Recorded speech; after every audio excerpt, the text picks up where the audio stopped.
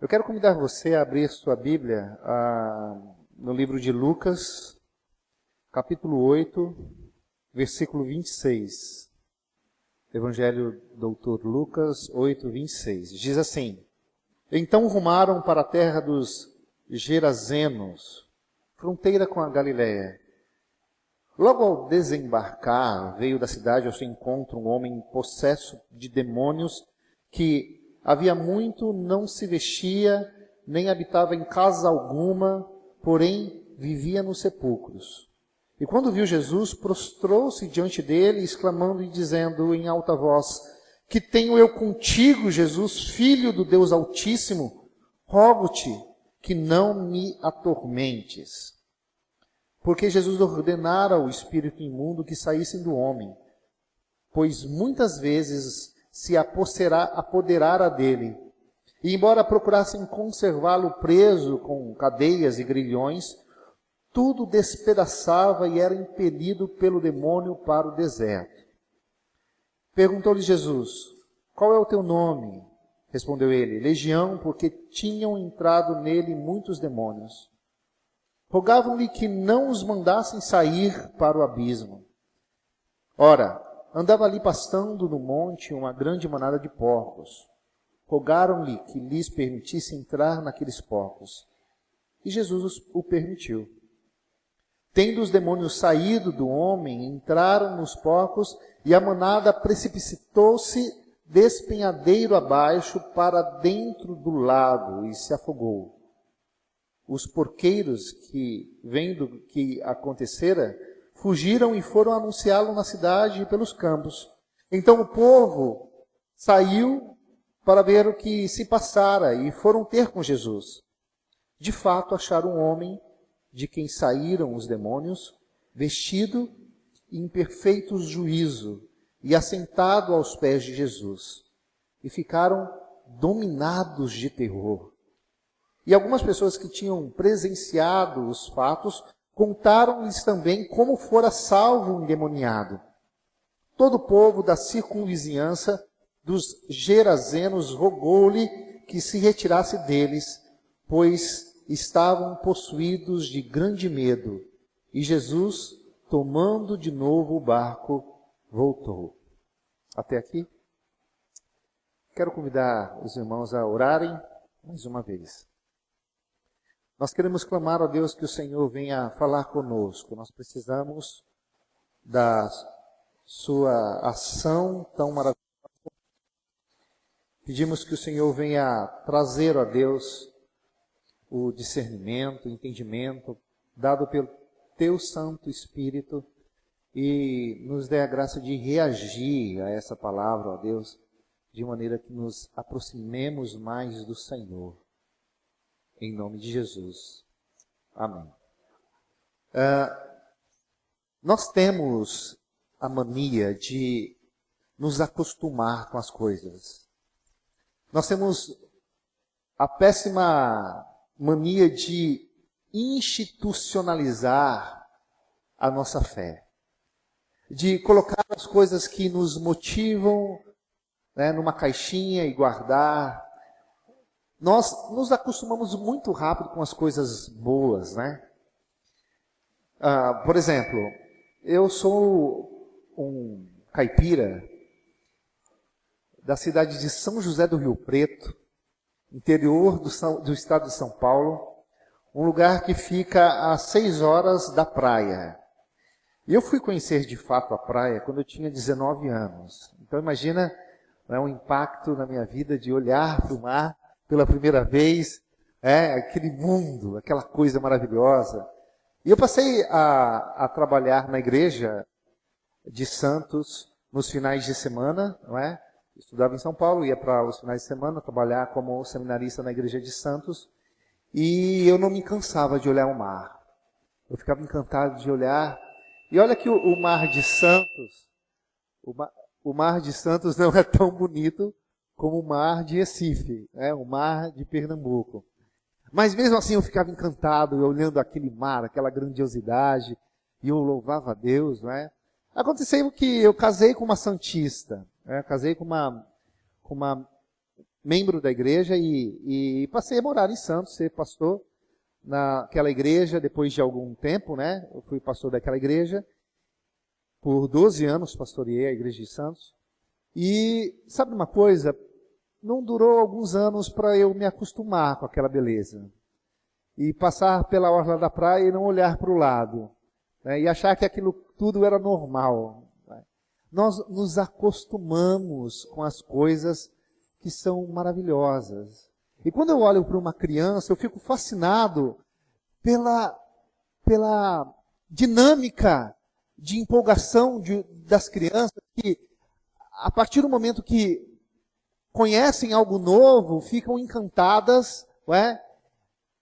E denunciam isso no seu corpo, no seu jeito de falar.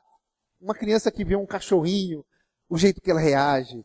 Uma criança que vê o arco-íris, o jeito que ela reage. Uma criança que olha simplesmente um desenho, não é? Um desenho colorido, com as cores se destacando. As crianças, elas têm no seu coração um prazer de crescer, um prazer de conhecer, um prazer de se empolgar. E nós deveríamos aprender com as crianças o fato de nos empolgarmos em crescer, nos empolgarmos com as novidades. E sabe de uma coisa? A Bíblia diz que a vida cristã é uma vida de novidade de vida. O nosso Deus é um Deus que podemos ter essa dinâmica de crescimento o tempo todo, de querer conhecê-lo. E quanto mais conhecermos a Deus, mais ficaremos impressionados com a diversidade do seu amor, com a grandiosidade das suas qualidades. Quanto mais lermos a Bíblia, mais nos empolgaremos como que a Bíblia é bela. E quanto mais aprendermos, mais ficaremos convictos que temos mais ainda que aprender. Não é? Assim, pastores, assim, né, seria o correto. Vida cristã. Viver querendo crescer. E quando a gente pega o tema desses dias aqui, em virtude do aniversário da igreja, né, é crescer. Conforme Efésios 4:15. Crescer em tudo. Crescer deveria nos empolgar. Nós lemos um texto muito interessante. É o texto de um povo, os Gerazenos, que estavam com um grande problema. Os Gerazenos estavam com um problema, uma crise regional. Uma crise séria.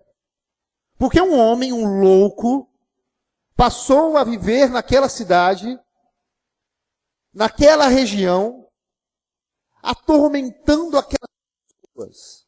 Um homem que não tinha morada.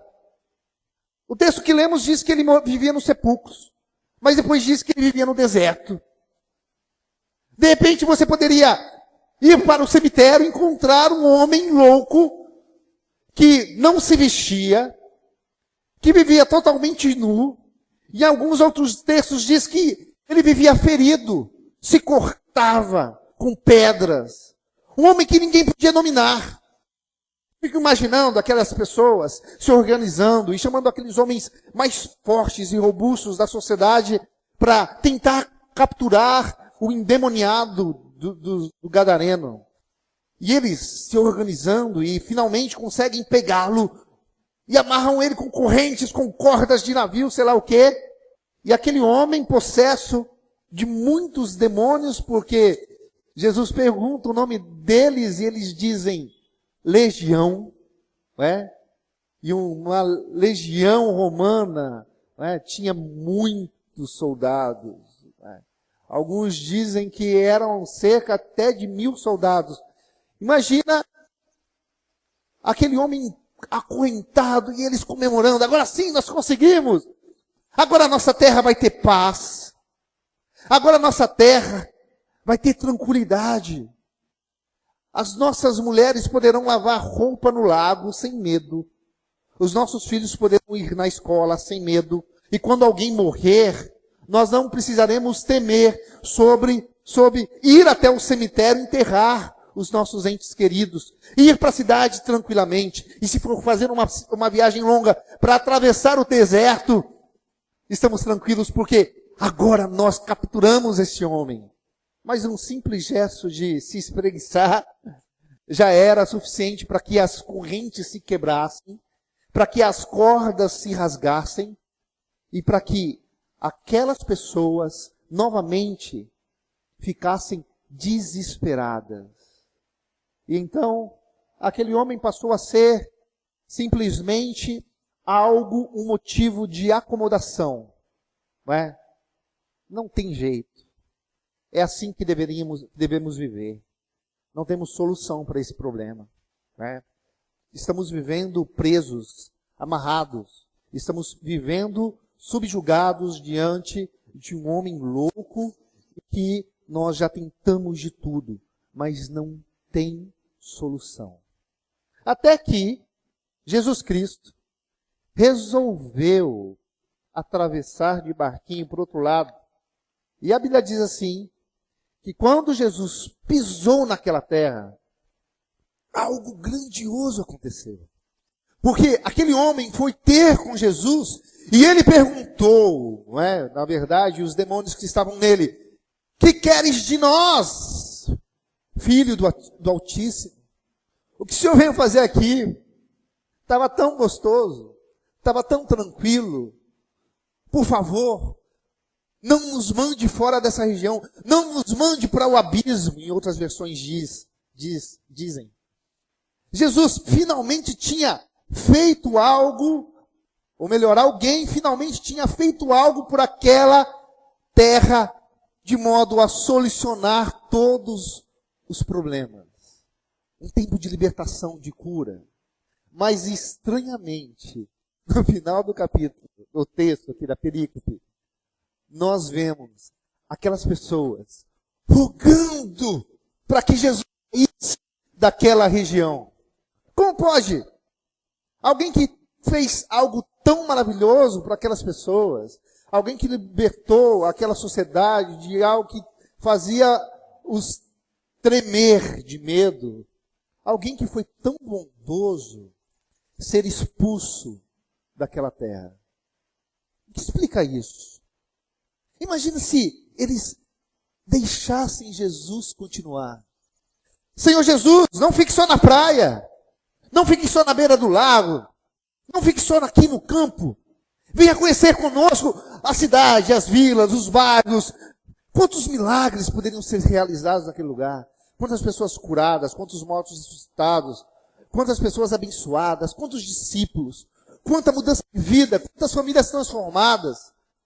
Queridos, eles não deixaram Jesus crescer naquele lugar.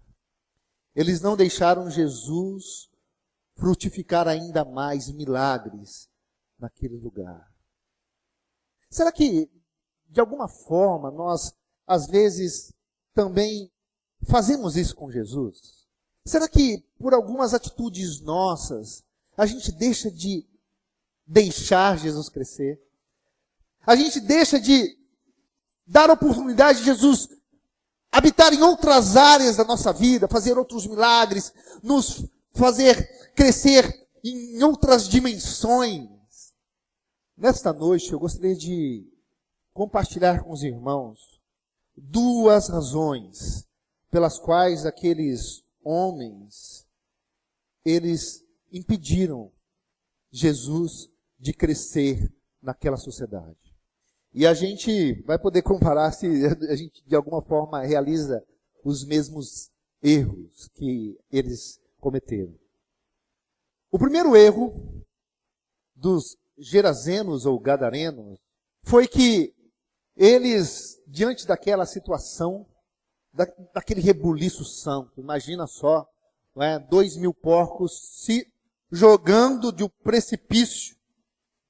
E aqui a Bíblia fala porqueiros, é uma palavra engraçada, desesperados. Ai, os meus porcos, a nossa renda foi literalmente por água abaixo. Perdemos tudo. E Eles foram correndo e falaram para a cidade o que estava acontecendo. E aquelas pessoas ficaram curiosas. E quando elas chegaram ali no campo, a Bíblia diz que elas identificaram aquele homem, aquele louco, aquela pessoa que andava de um lado para o outro, que não tinha rumo, que andava se cortando, que era perigoso, que trazia medo para as crianças, para os velhinhos, que não trazia paz para aquele lugar, trazia terror, é um filme de terror. Mas eles reconheceram. Mas espera aí, esse cara está diferente. Ele tinha 3 características, de que antes eles não viam este homem com essas 3 características. Ele estava sentado, ele estava vestido, e ele estava em perfeito juízo. O homem nu, sem teto e louco, estava sentado, vestido e em perfeito juízo. Ali já seria uma grande resposta. Ali já seria um motivo de celebração. Ali já seria suficiente para alguém dar um soco no ar, quando o Brasil faz gol, sabe? A gente fica todo feliz. Finalmente! Nossos problemas estão resolvidos. Mas não, eles foram analisar toda aquela situação e também enxergaram ali, os porcos mortos na água. E sabe o que a Bíblia diz? A Bíblia diz assim que eles, mesmo vendo aquele homem sentado, vestido em perfeito juízo, eles tiveram medo. E o grande erro deles, que aqui então vou compartilhar, é que aqueles homens, aquelas mulheres, não acreditaram nas evidências. Você pode repetir isso? Não acreditaram nas evidências. Novamente. Não acreditaram nas evidências. As evidências eram claras, mas eles ainda temeram. Sei lá, hein? Vai que esse homem se levanta. Eu já conheço ele. Vai que ele se espreguiça. Vai que ele dá uma de louco. Vai que ele rasga a roupa. Vai que ele sai correndo atrás de todo mundo. Mas ele estava mudado. Ele era um outro homem. Um homem regenerado. Um homem liberto. Um homem convertido. Um homem são. Um discípulo de Jesus. Uma testemunha de Cristo. Um homem que passou a amar a Jesus. Ali estava a prova do poder de Deus. E daí vem o início da nossa fala aqui, do nosso esquecimento sobre as evidências do nosso Deus bondoso e maravilhoso. A Bíblia diz assim que a fé é o princípio da sabedoria, e a Bíblia também diz que ninguém pode agradar a Deus sem fé. Muitas vezes o que nos impede de seguir, de crescer, é quando nós duvidamos de que Deus está fazendo algo lindo e maravilhoso na nossa vida. Nós esquecemos os propósitos de Deus na nossa existência. Nós abandonamos as primeiras coisas, o primeiro amor, as primeiras obras.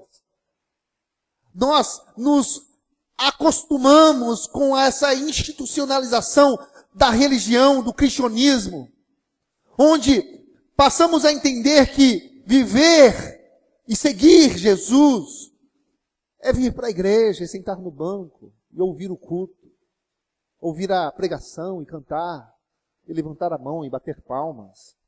Nós nos acostumamos com as coisas lindas e maravilhosas que Deus está fazendo ao nosso redor.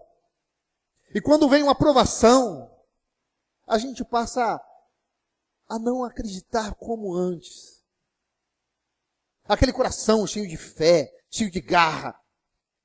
Aquele coração que tínhamos outrora, que olhávamos as situações adversas e críamos.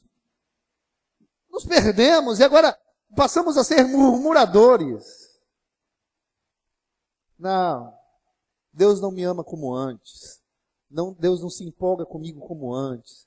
Não, naquela época eu era jovem, eu tinha força. Naquela época, sim, eu podia trabalhar no ministério. Mas agora não, com filhos. Estou cansado. Igreja é tudo igual, é a mesma coisa, me decepcionei. Já não confio mais em nenhum pastor. Já não tenho esperança. Me desiludi. A vida cristã não é aquilo que eu achava que era. É aquela empolgação da criança que nós perdemos. Esse interesse de crescer, de vibrar com as coisas grandes e maravilhosas. Nos acostumamos com milagres. Era obrigação de Deus fazer. Nos acostumamos com os milagres. Deixamos de glorificar, de nos empolgar. Queira crescer, meu irmão. Queira avançar. Olhe pelos milagres e preste atenção nas coisas que Deus fez. Preste atenção nas coisas lindas e maravilhosas que Deus está realizando na sua vida. Sabe que, como pastor e sociólogo, tive a oportunidade de trabalhar em vários campos. E um deles foi o Haiti. Nós fizemos uma parceria com uma igreja em Porto Príncipe, uma favela chamada Cité Solé, uma das favelas mais perigosas do Haiti. Um lugar totalmente devastado pela miséria.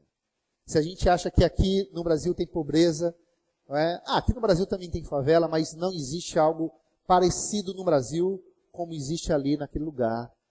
As casas de papelão, casas de pano, as crianças dormindo no chão, sem água, sem comida. As pessoas, para tomar banho, elas vão até a cidade, pegam algum tipo de ferramenta, quebra o asfalto, quebra o cano do asfalto, a água jorra, e ali as pessoas tomam banho, bebem a água, lavam a roupa. Enquanto isso, os porcos também que estão com sede vão ali beber água, e os cachorros também. E de repente você está ali dirigindo o carro e você vê uma dessas bicas estouradas e as pessoas ali nuas, porque já perderam o pudor. A miséria traz isso. E eu tive a oportunidade de conhecer crianças dessa escola que nós ajudamos a construir salas de aulas. Era uma única sala, vamos dizer que era daqui até o fundo, deste tapete até a parede, mais ou menos assim. 370 crianças neste lugar. Sentadas em bancos como esses, todas apertadinhas. Um professor ensinando aqui nessa parede, outro professor ensinando naquela parede. 6 salas de aulas neste lugar. Crianças de 5 e adolescentes de 17 anos. Não tem sino do sinal, não tem apito, não tem sirene. O sinal é assim, recreio, recreio. As crianças se levantam, vão fazer xixi ali atrás do barraco, não tem banheiro. E abrem as suas bolsinhas para comer o lanche. O que é o lanche? Bolachas de barro.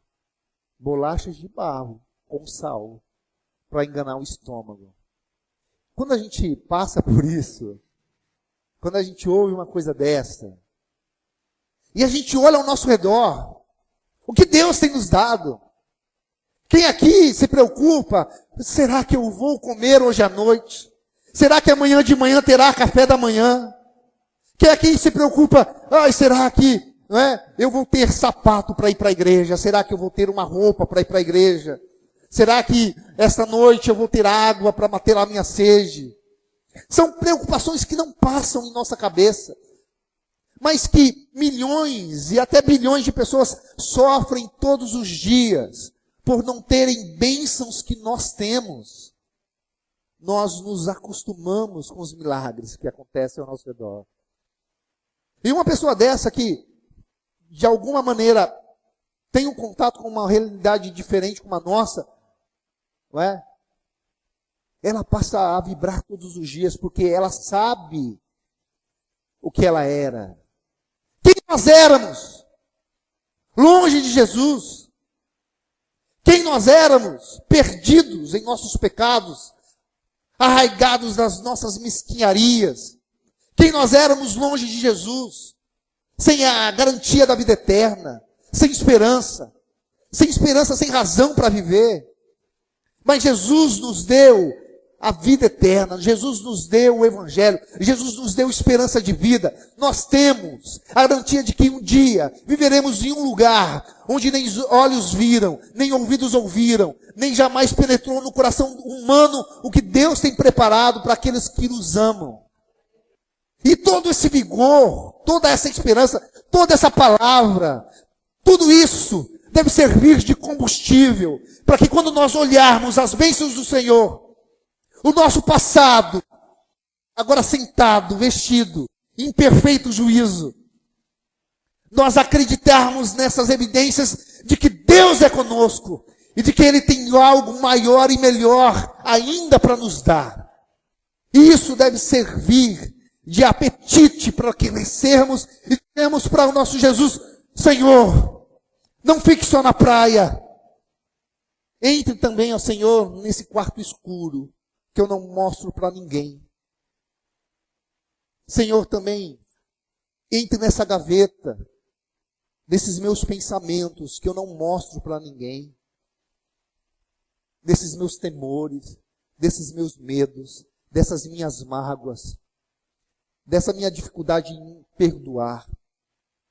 Senhor, entra, visita aqui o meu namoro que não está santo. Visita aqui, ó Deus, o meu computador e os sites que eu visito.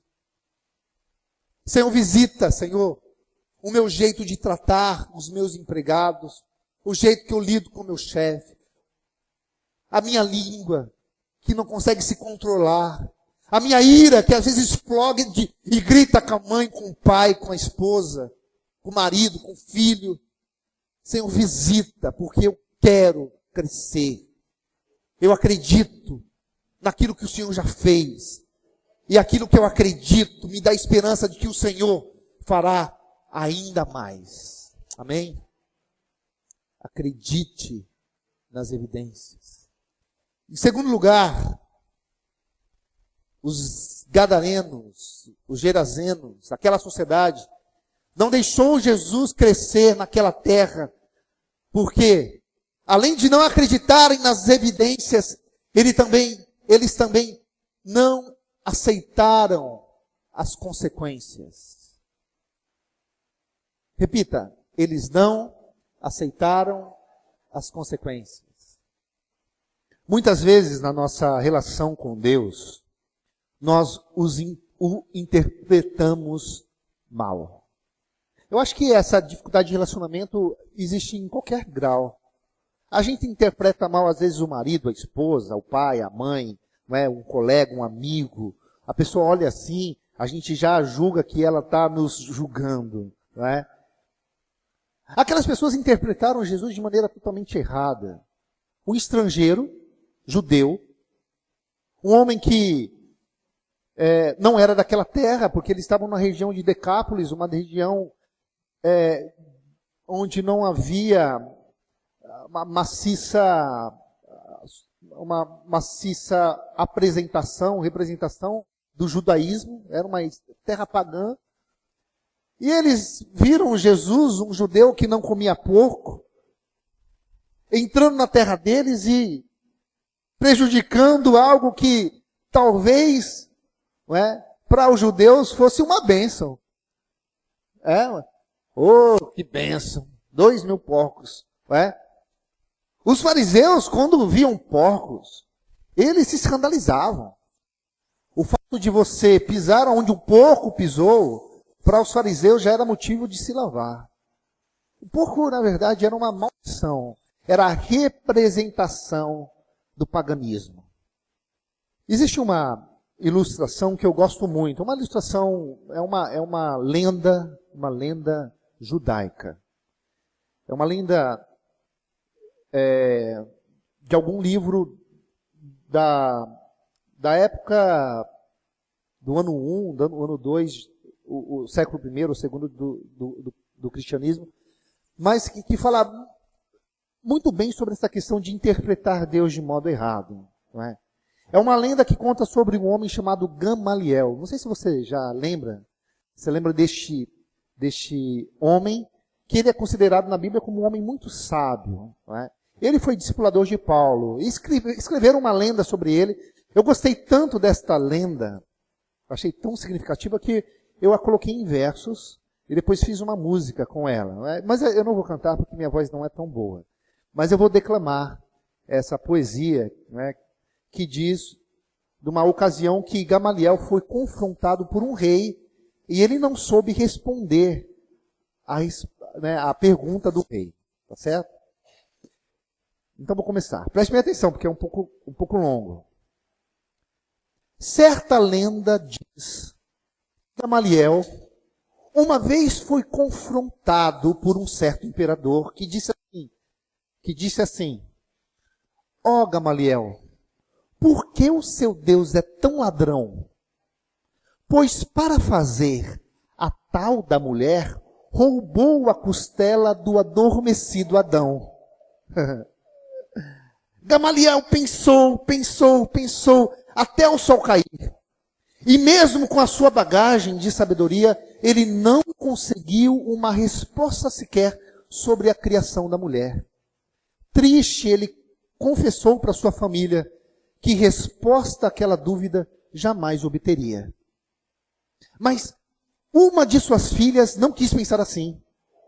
Comprou a briga do seu pai e mesmo antes, bem antes do sol sair, ela já estava lá no lindo palácio do rei para responder à pergunta cruel que incomodara tanto o seu pai Gamaliel. Bondoso imperador, hoje eu estou aqui para pedir justiça. Esta noite eu fui roubada, pois alguns ladrões tiraram de casa um lindo vaso de prata. Mas no seu lugar deixaram ali um vaso de ouro, igual a este nunca vi. O imperador caiu a gargalhar. Como pode, minha filha, você ainda? Se agora tens algo muito melhor, sai-te a regozijar. Esses ladrões não merecem prisão. E se um dia eu conhecê-los, lhes darei exaltação. Nenhum momento se passou para ela concluir. Te respondo, imperador, o meu Deus é bem assim. É Deus de amor, de vida e louvor, bondade, de graça e poder, que do homem tirou uma simples costela para lhe devolver uma linda donzela. E esse refrão diz assim, é Deus de amor, de vida e louvor, bondade, de graça e poder, que do homem tirou uma simples costela para lhe devolver uma linda donzela. Não é assim, muitas vezes, que nós impedimos de Jesus crescer em várias áreas da nossa vida? É o julgando, interpretando mal. Senhor, eu quero isso. E daí acontece algo que você fala, agora vai, agora é. Mas depois não dá em nada. E daí você começa, Deus não me ama, com os outros é totalmente diferente, só comigo é assim. E a gente passa a ser um crente melindroso, um filho mimado, e começamos a desanimar na nossa caminhada, na nossa vida cristã. O que é alguns porcos mortos, centenas, seja milhares de porcos mortos, o que são perto do milagre que Deus Jesus acabou de fazer? Como que nós temos dificuldade de valorizar as coisas certas, né? Um filósofo chamado Stephen Philip, se eu não me engano é isso, ele diz o seguinte, ele diz que maturidade é a capacidade de você dispensar a preocupação certa para o problema certo. Isso é maturidade. Às vezes o nosso problema é desse tamanho, mas a gente se preocupa desse tamanho. E daí nós somos imaturos. Às vezes o problema é deste tamanho e nós nos preocupamos deste tamanho. E também nós somos imaturos. E às vezes então a gente está, Senhor, Eu não tenho isso, eu não tenho aquilo. O Senhor não me deu aquilo, isso, aquilo. E nós passamos a viver em função dessas coisas. É um problema sim, mas nós dimensionamos como se fosse a razão da nossa vida. E a Bíblia diz assim: pensai nas coisas lá do alto. Querido, eu quero que você nunca se esqueça que o item mais importante da sua vida é a qualidade do seu relacionamento com Deus. E se existe algo que de fato deve pesar no seu e no meu coração, é o fato de querermos ser cada dia mais amigos de Jesus. Paulo estava preso, acorrentado, mas ali ele escreveu: eu aprendi a viver contente em toda situação. E ali, preso, acorrentado, ele exigia para as igrejas, especificamente a igreja de Filipenses: alegrai-vos. Novamente digo, alegrai-vos. Está dando para entender que vivermos bem, satisfeitos, é uma questão de maturidade. É uma questão de nós sabermos dimensionar o valor das coisas que nós temos. O fato de termos as bênçãos de Deus, como eu disse aqui. Mas também o fato de sabermos avaliar os problemas que nós temos. E que muitas vezes os problemas que temos não são tão grandes assim. Entender que os maiores problemas que temos estão relacionados a pessoas que estão ao nosso redor e que não são salvas. Os maiores problemas que temos estão relacionados à nossa falta de santidade. Os maiores problemas que temos é a nossa cegueira e não conseguir enxergar Deus como Ele realmente é. Os maiores problemas que temos estão relacionados com a nossa incapacidade de nos alegrarmos com aquilo que temos. Isso sim, são problemas.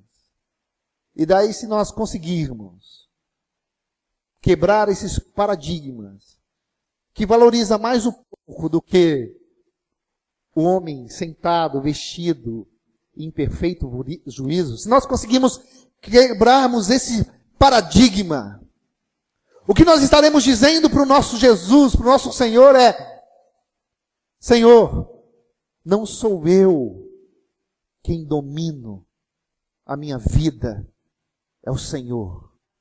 Não sou eu que sou o mestre, não sou eu que sou o dono, não sou eu que sou o Lorde, que sou o Senhor, Tu é o Senhor. E assim então, Jesus, como cavalheiro que é, dirá: então me apresente a tua terra, me apresente a tua casa, deixe eu andar para os lugares escuros da sua vida, deixe-me dominar, me faça crescer na sua vida, no seu coração. Queridos, se existe algo que Deus quer, é que nós deixemos que Ele cresça. E eu quero terminar com aquela famosa frase do homem que é o exemplo de todos os homens, porque Jesus mesmo disse que este homem era o maior nascido de mulher. E se esse homem, se ele tem uma qualidade, João Batista, é que ele deixou Jesus crescer. Convém que ele cresça e que eu diminua. Eu quero convidar você a fechar os seus olhos neste momento e falar com Deus. E eu quero que você aceite esse desafio dessa palavra que nos constrange a mudar. Primeiramente, a pedir perdão a Deus porque estamos sendo imaturos, valorizando tantos porcos e desvalorizando tanto os milagres que Deus tem feito. Nós não estamos aceitando as consequências da maturidade, de enxergar a vida de acordo com o ponto de vista de Jesus e não nosso. O Senhor Jesus está nos convidando a nos arrepender. Então peça perdão a Deus. Senhor Jesus, me perdoe. Senhor, me perdoe por estar longe do Senhor. Me perdoe por desperdiçar o meu tempo com a paisagem dos porcos. De olhar para as coisas terrenas, de interpretar o Senhor de maneira errada, de julgar o Senhor, de apontar o dedo para ti e dizer como aquele imperador que disse, o seu Deus é ladrão, de apontar o dedo para ti e dizer, o Senhor não tem me abençoado, o Senhor não tem sido comigo, o Senhor não tem realizado os meus desejos, o Senhor não tem sido bondoso. Perdoa, meu Deus, porque às vezes nem mesmo falamos isso, mas pensamos. Valorizamos mais os porcos. Perdoa-nos, Deus. O segundo convite, apoderarmos deste milagre. E agora dizermos ao Senhor Jesus, Senhor, obrigado por aquilo que o Senhor já tem nos dado. Eu quero agora, Deus, simplesmente viver uma vida de louvor. Eu quero desfrutar, ó Pai, deste ambiente de libertação, de cura. Eu quero acordar com um sorriso no rosto. Eu quero desfrutar da Tua palavra. Eu quero pedir ajuda ao Teu Santo Espírito. Eu quero anunciar as novas do Evangelho. Eu quero voltar a cantar no banheiro, enquanto eu estou dirigindo. Eu quero voltar a cantar enquanto eu estou caminhando. Eu quero viver novamente impactado com a sombra deste milagre. O milagre da vida, o milagre da salvação, o milagre da provisão. É o que nós pedimos, Senhor. Nos ajude. Nos ajude a fazer o Senhor crescer em nós. Em nome de Jesus. Amém.